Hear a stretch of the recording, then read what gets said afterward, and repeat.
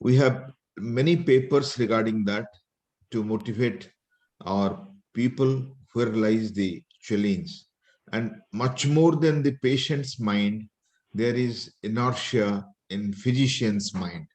I'll give you some findings which will help you in approaching such a issue, and I'm sure you will be confident that you'll be able to motivate your patient in time to achieve the goal. So why patient are reluctant to start and what we can do about it is the theme of my presentation. You know, the managing diabetes is a great balancing act. The patient is one side and the other side is a whole lot of treatment, oral drugs, insulin, lifestyle, and you take care just not to bring down the blood glucose so much or just to achieve the A1C 7 or a good control. And this process goes on throughout the process of treatment. And in the process, the patient loses the beta cell gradually because it's a progressive disease. So the clinical inertia, there are so many barriers in the physician part and also the patient part. You see, the patient perception of insulin treatment and outcomes and the beliefs about the patient's competence are important issues, and issues like hypoglycemia, impaired quality of life, lack of patient adherence to treatment, the financial restrictions are all they matter, and along with that, the lack of appropriate education, access, weight gain, the complex regimens, the risk in patients with comorbidities, and the resource issues. They put a big challenge in this situation where the clinical inertia exists. I'll quote you a few of the best studies. The timing of insulin initiation in routine clinical practice, you will see what's the A1C level when we interfere. You can see here the A1C at the insulin initiation. The clinical inertia exists despite the benefit of timely glycemic control and the guideline encouraging earlier use of insulin. And at the insulin initiation, you can see the different trials. The 41% had started with A1C more than 9% and 22% with A1C more than 10%. And average A1C when the insulin was started was 8.9%. So that will tell you how late we are and how the patients are suffering complications because of the late onset. And in other hand, let me tell the sulfonylureas, forming and lifestyle somewhat still control the highest A1C, that's up to 2%, but much higher than that. As much needed is controlled by our old friend, the first drug to treat diabetes invented, which is insulin and insulin only. So the most efficacious, the drug which is the benefit of always working is insulin and insulin only. And the benefits, besides the A1C reduction, besides the glucose lowering, there occurs the vasodilation and the platelet inhibition, the beta cell rest and the improvement in the beta cell function. There occurs the cardioprotective, neuroprotective, and the anti-apoprotective effects, the anti-inflammatory, the antioxidant, and the anti-thrombotic effects. So we know when planning a surgery, when planning the pregnancy, when planning some critically sick patients, or when planning the antitubercular therapy or managing difficult cases, always we switch over to insulin and again come back.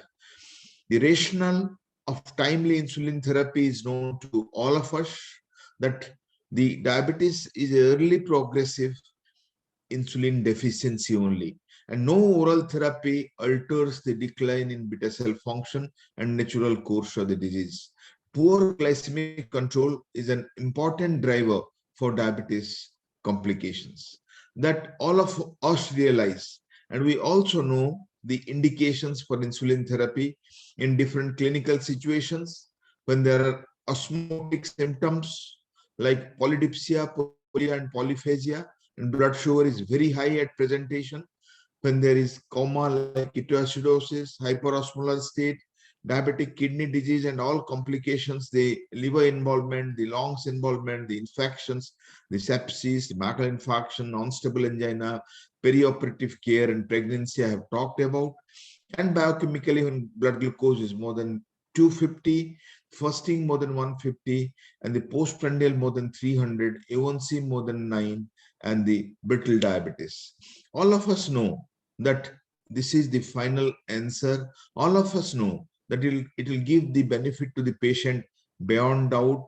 But behind this, there is a feeling. Will I lose my patient if I initiate insulin? And you know, once you talk insulin, patient immediately goes to your competitor, another physician, the nearby area in the vicinity, and approaches, sure, this doctor is planning insulin therapy for me. Please save me.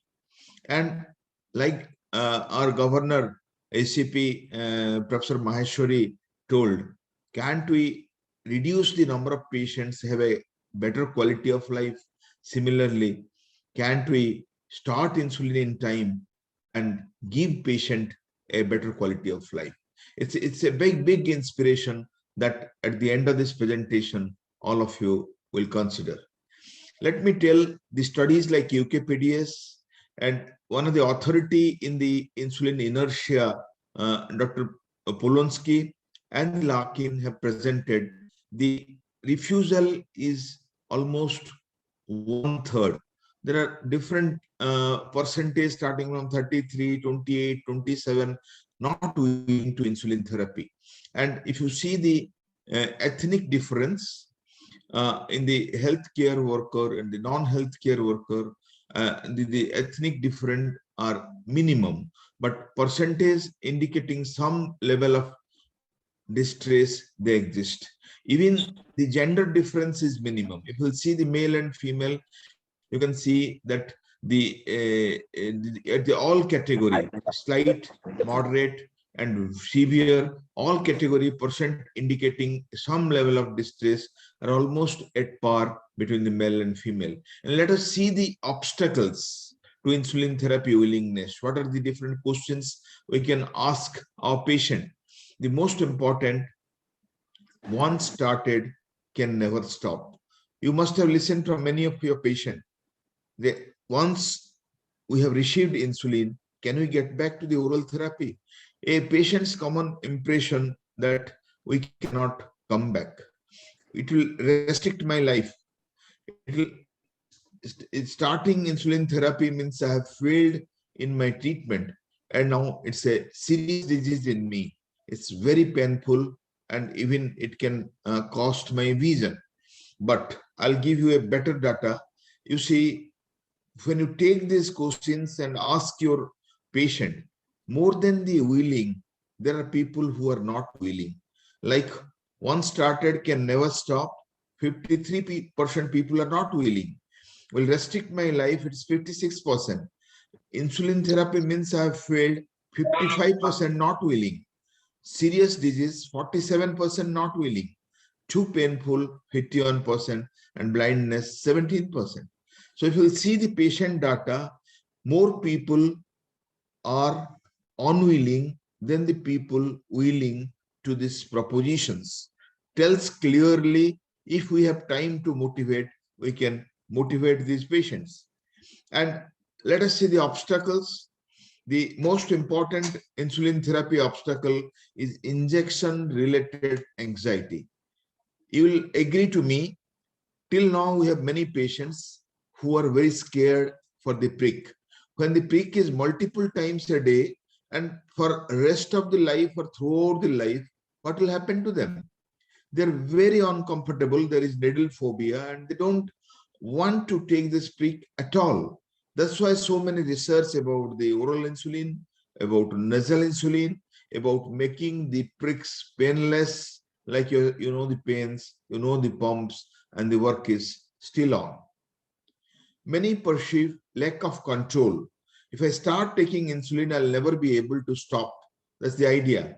And insulin means no more spontaneity. It would restrict my life, making it too hard to travel, eat out, and even have a life very easy with my friends or family.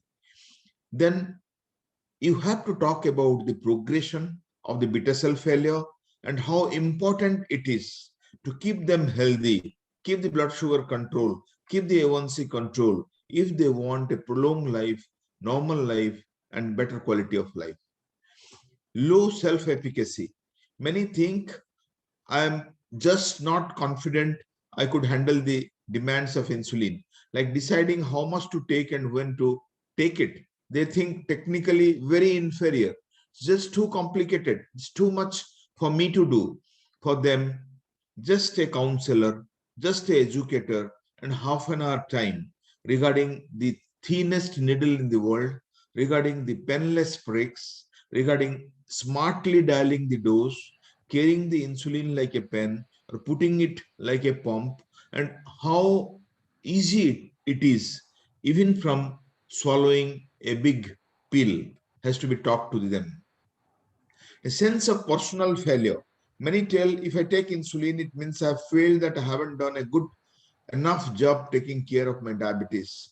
And at the end of the day, they just think and they make themselves responsible for their poor lifestyle. But if we can talk good to them that what are the benefits of insulin therapy, they'll be happily agreed. And I have seen doctors and many educated patients coming forward for the insulin therapy after I have given little time and talked to them. So less than 10% of insulin naive type 2 subject believe insulin therapy would lead to a better glycemic control, less fatigue, or the better health. I have patients who come to me and insist that we should go for insulin from day one. My patient have insisted, doctor, why don't you change? I want my liver, kidney, heart to be preserved for longer. I won't mind pricking me morning and evening and just taking the insulin, which is the best drug in the treatment. Perceived worsening of the disease process. Many taking insulin means my diabetes will become a more serious disease, they think. And taking insulin may cause other problems like hypoglycemia. Many are scared, they'll have low blood glucose, they'll have weight gain, or maybe even cause more serious problems with my eye and kidney. They have that impression. And it's so popular. These impressions are so popular among your patients. You just cannot convince them, help them. For that, what you need is more time to be spent with them. So the injection-related anxiety, perceived lack of control, low self-efficacy, sense of personal failure, the positive gain is not expected, and perceived worsening of the disease process are the different obstacles. And why would patients feel this? Let us see the personal experience, the hypoglycemia. Anybody who had a hypoglycemia will definitely like to avoid it again. So he'll keep tablets, keep glucose, keep toffees with him, and he'll ask doctor, just tell me how to avoid hypoglycemia. So you have to tell that if you are little intelligent, you can avoid it. And observation of others with diabetes, you can see how they are doing and how things will be easier at your end. Overt and covert message from the healthcare providers will make them agree. The physician influence is very important. The threatening patients with insulin, if you can't make some positive changes in how you eat and exercise, then you'll have no choice but to start insulin. Lakhs and thousands physicians have threatened their patients telling these wordings. We know since our student days, our old professors were telling insulin should be avoided at all costs. You have failed. You are to be punished with insulin therapy. That has resulted in the present situation where patients receive insulin as a punishment, as a failure treatment, as the last is, and try to avoid it as much as possible. So the physician resistance to insulin therapy is very important, and this has to be put in our mind that this part has to be taken out, and I'll give you some clues to how to go about it. The first is the time.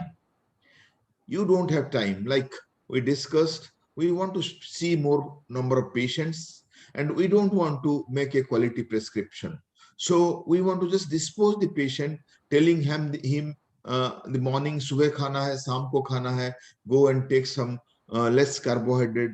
But what we can do in the patient where the insulin initiation is there, we should not go long.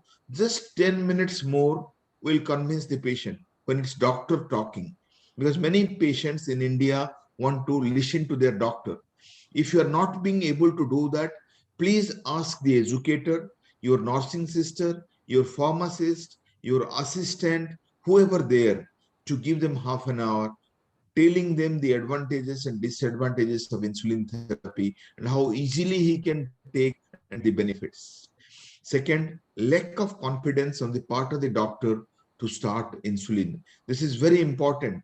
The many people, they don't have the confidence of starting insulin because in our undergraduate teaching, even postgraduate teaching, the diabetes and the insulin therapy is not thoroughly covered. Only after that, those who have taken interest, they can know about analogs, about the development in insulin therapy and how to go about in their patients. The gap in knowledge, half of the respondents had no idea how to determine the doses for the patient. I have listened with my patients. I have listened with my postgraduates. I have listened with my friends. They're not sure. Even their relations, they put on oral drugs, bring with 700, 600 hyperglycemic, hyperosmolar state. And we says to avoid unpleasant confrontation with the patient. They don't want to argue, convince the patient and make them agree about the therapy. Believes that the patient is not competent enough to take. They think it's illiterate patient, he cannot take. But if you try, if you see the patient is very much willing and is competent to receive the therapy. Hypoglycemia and weight gain is not a concern if you manage insulin therapy well. Initiating insulin in a patient who is not compliant on a diabetic diet and has morbid obesity is generally not a very good idea, is the impression prevailing in our physician's mind. But we have to take it out. We have to make the patient prepared. Even with oral drugs, hypoglycemia can happen. Even nocturnal hypoglycemia can happen. Patient has to learn hypoglycemia management. Patient has to learn weight management. And we have very good insulins which don't cause hypoglycemia, also the weight gain. No beneficial outcomes. Many physicians feel, just over half the physicians, they agree that the insulin can have a positive impact on care. They think if they give oral drugs, patient will stick to them, and it is the time they should uh, help the patient getting over from the pricks and try with one drug, two drug, three drug, four drug, five drug, six drug. We have seen physicians going on adding drug after drug beyond guidelines to make their patient happy and keep them under their care, not leaving to their competitors. If you see the insulin use and the glycemic control, the percentage of the reaching listed goal, you will see the insulin in the oral and the diet. In a good A1C, maybe the diet controls, but while going from 7 to 8 to 9 to 10, it's only in the insulin group we get good control, good A1C, and better quality of life. So all the obstacles I discussed in the physicians and in patients are important for us to take up. The injection-related anxiety, lack of control, perceived low self-efficacy, sense of personal failure, positive gain, and the perceiving worsening of the disease process on patient's part and physician part, I have already discussed to you. So last 2 minutes I'll take telling you how to go about overcoming the insulin therapy resistance. First, ask about patient's personal obstacles. Have little time, take an interview, sit one-to-one with your patient and ask them, what about your mind on initiating a insulin therapy? What are some of the reasons why taking insulin seems so unpleasant to you? Encourage an immediate injection. You demonstrate a insulin therapy, how painless, how effective, how easy it can be in your interview itself. Provide a sense of control regarding insulin therapy. I'd like to try insulin for just a month. Tell that you need not take all throughout. At the end of the month, if you don't think it has been a worthwhile, or if it still seems as awful as you are imagining it might be, I promise to help you stop it. And design the insulin therapy regimen to minimize the lifestyle restriction. Don't ask patient to be bound to the home like this lockdown. Ask them freedom of life and choose analogs, choose insulin, which don't cause much hypoglycemia. Patient carry a pen, immediately prick and take the food in the restaurant or at the party. That's the freedom that you can give the patient. And you consider insulin pens and the pumps, which is much better accepted. And you pass along the good news that insulin is convenient, insulin is easy, insulin is acceptable. And how insulin affects the blood glucose, you can ask and show your patient the A1C gradually comes down, giving you better quality of life, and your feeling of fatigue comes down in 3 months, 6 months, 9 months, 12 months, and a sense of well-being prevails in your patient. Unless you yourself are convinced regarding that, you cannot talk to your patient. So identify patient's personal obstacles, encourage an immediate injection, provide a sense of control regarding insulin therapy, consider insulin pens, pass along the good news, and address a patient's concern. That's all required for overcoming the insulin resistance in a physician's mind. So I have told about the patients, I have told about the physicians. It's time to summarize the commonest obstacles. It means I have failed with my treatment. Tell no one manages diabetes perfectly. No matter what you do, you may need to take insulin because diabetes is progressive.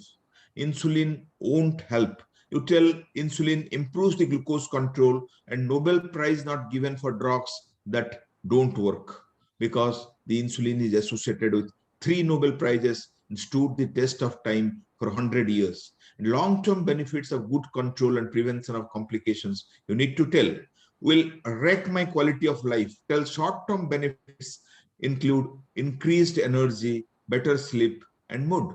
And if you once take for 15 days, for 1 month, you'll not agree to stop it again. So injection hot till hot less than SMBG. You're doing glucose pricking your finger 3 times a day. And how much this 31 gauge needle will hurt you? And advantages of insulin pens and the thinners, and they are small needles, 31 gauge, that you have to talk to them. Means the diabetes is getting worse. You have to talk diabetes is progressive.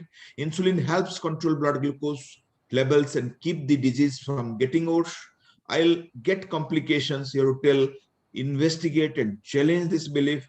Insulin is much more likely to reduce than raise complication risk. And today or tomorrow, when there is a VD failure, when there is almost 2 to 3 decades of the disease, you have to be shifted to insulin. And it's the insulin which has the advantage of always working.